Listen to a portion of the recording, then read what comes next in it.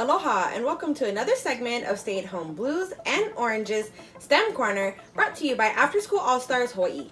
My name is Tosa Lobandan and I am the site coordinator at Kalakaua Middle School. If you're new here, don't forget to subscribe, follow, and turn on notifications so you don't miss any of our new videos. Please also follow at All Stars Hawaii on Facebook, Instagram, and TikTok to connect with us. In today's third STEM Corner segment, we will be experimenting with paper chromatography and how we can analyze the chemical makeup of watercolor markers. We will be learning about wicking and how different chemicals are attracted to the paper and they are left behind to settle quickly into the spaces between the paper fibers, while others are carried further up the paper by the liquid. So now that we have a little understanding of how paper chromatography works, we are going to start on our color analysis. Both markers that we are testing today are watercolor markers, but the challenge is to see which color has a larger composition. While you're analyzing your experiment, I want you to think about how the color of your marker is made and how the makeup of each color can have different compositions. Alright, so for today's challenge, you're going to need just one coffee filter, one set of scissors, please be careful, 2 large jars or cups. I have mason jars, so I use those. You're also going to need 1 cup of cool tap water. You're also going to need duct tape or regular tape, whatever you've got. You're also going to need 2 pencils or sticks, but it does need to be longer than the mouth of the jar.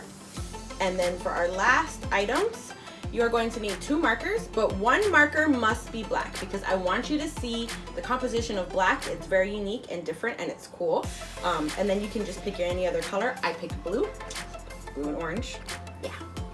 All right, so you can pause now so that you can go grab your items. The first thing that we're going to be doing is cutting our coffee filter into 2 equal strips.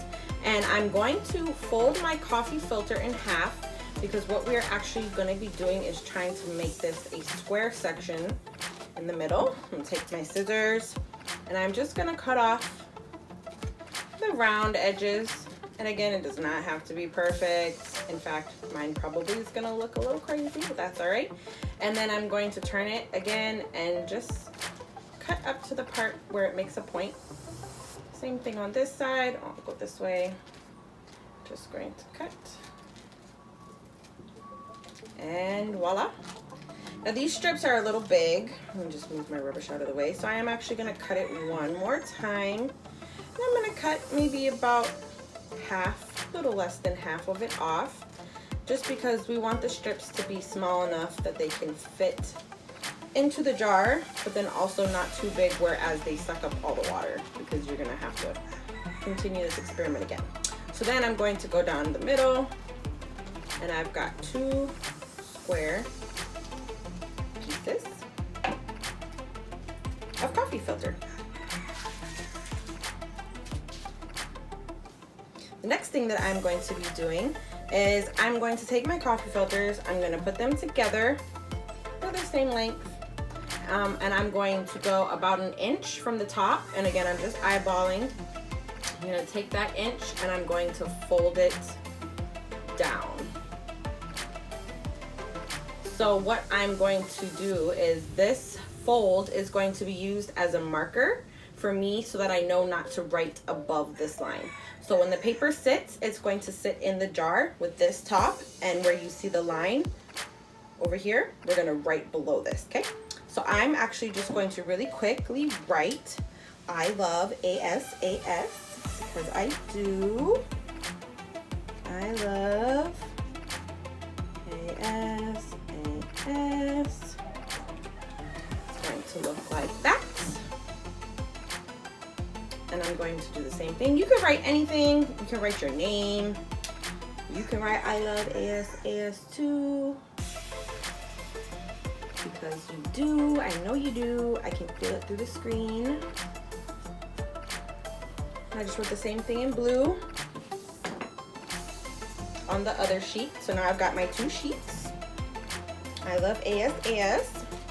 The next step that we're going to do, I'm going to take my jars, or I only need one, I guess, and I'm going to take one of my pencils, and I'm going to measure up alongside of the jar. So what I noticed on my jar is that there is a line that goes across the bottom of the jar, and it's perfect because that's kind of where I want my water anyway. So that is where I'm going to measure my paper. So I'm going to take my paper and I'm gonna try to make it as straight as possible. I'm holding the paper up to the line on the jar, and then I'm going to take my pencil. And again, we are using our pencil for the mouth. We're gonna hold the paper with that. So I know that I'm gonna put my pencil up to where I want the paper to hang. And again, you want it to ideally have like an inch between the bottom of the jar and your paper. And I'm going to grab my tape. And I'm gonna just kind of fold this up. I don't wanna tape it onto the whole piece of this strip, because then when the color is going up, it's gonna stop when it hits the tape. So I'm going to just take my tape. Again, I folded the back piece that was hanging over. I just kind of folded it on the pencil, and then I'm going to wrap the tape around. Now you will have a little bit of tape hanging on the paper. That's fine because the color's not gonna go all the way up, but we just wanna make sure that it doesn't block what we're trying to do. I'll do the same thing for the second one. Again, I'm gonna measure, backwards, I'm going to measure my paper, take my stick.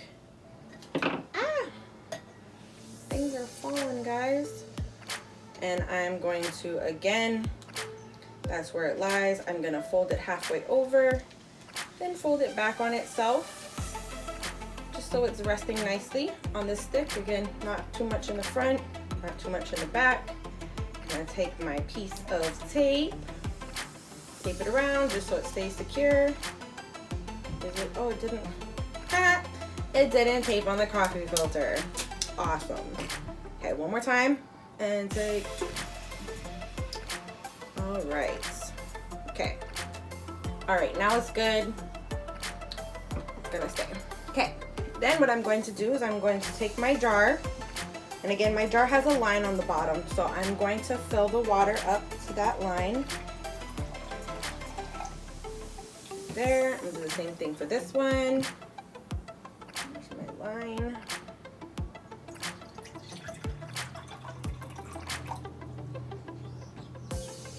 Are they even? They look even to me. It's okay, it doesn't matter.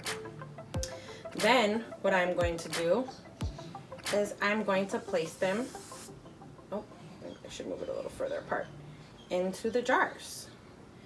This is going to be the true test. Oh, okay, see, look, it still needs a little more water. Awesome. Let's do that.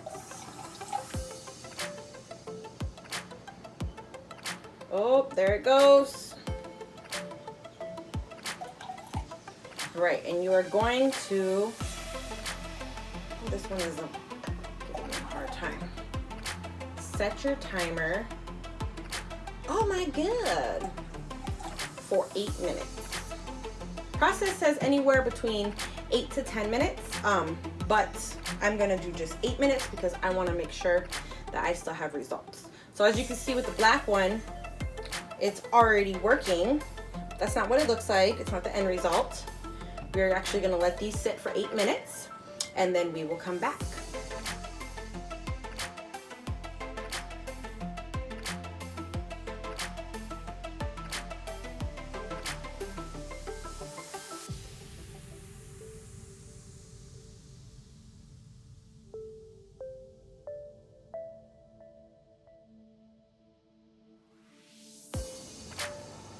Welcome back. We've waited 8 minutes and now we can see what has happened. So as you can see, I'm taking out my strips. Take them out both at the same time.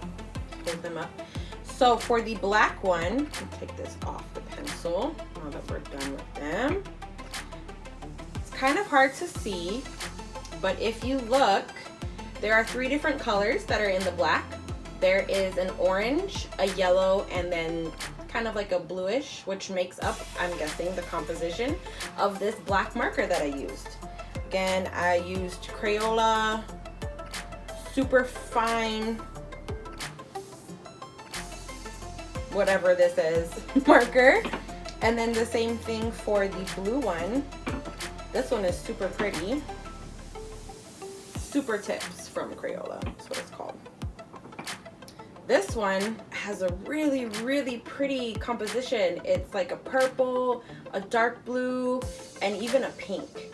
And as you can see, there's multiple humps, and within each one of these humps, the color bleeds down.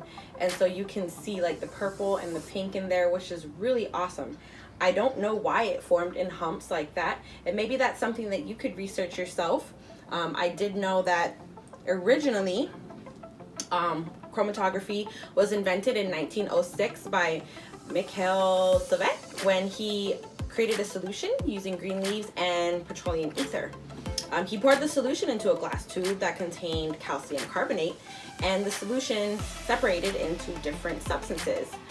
Some moved faster than others, and it resulted in a column, so not like this, but they were actually like this, of colored bands. And without the discovery, we might not have had as many discoveries in the health field or industry, because they use it in blood work, urinalysis, even food chemical composition. We even use this test for air pollution. So there's a lot of different things that this has brought for us, which is amazing. And I'm thankful that I'm able to see the results in real life. But the real question is, how did your paper chromatography strips turn out? What color did you use? And what other colors are also inside your color that you chose? Please share with us by commenting down below. And again, don't forget to like, share, follow, and comment on Facebook, Instagram, and TikTok at All Stars Hawaii to connect with us. Thanks for hanging out. Aloha.